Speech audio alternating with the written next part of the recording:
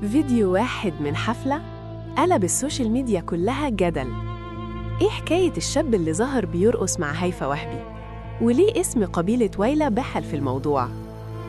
القصة بدأت من فيديو متداول من حفلة الفنانة هيفاء وهبي في الرياض. شاب طالع بيرقص معاها بشكل عفوي والناس أخدت الموضوع عادي، لحد ما فجأة انتشر كلام إن الشاب ده اسمه يحيى الويلة وإنه ليه صلة بقبيلة ويلة السعودية.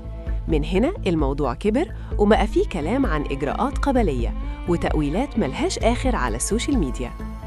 قبيلة ويلة قررت ترد ونزلت بيان رسمي واضح وصريح أكدت فيه إن الشخص ده لا يمثل القبيلة ولا يعبر عن قيمها ولا مبادئها. البيان شدد كمان إن اسم القبيلة مش متاح لأي حد يستخدمه، وإن الزج باسمها في مواقف زي دي مرفوض تماماً.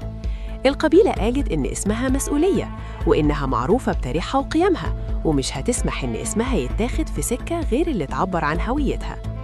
وطبعاً السوشيال ميديا ما سكتتش، في ناس شايفة إن اللي حصل حرية شخصية ومفيش أي غلط في الفيديو، وفي المقابل ناس تانية شايفة إن من حق القبيلة تحمي اسمها.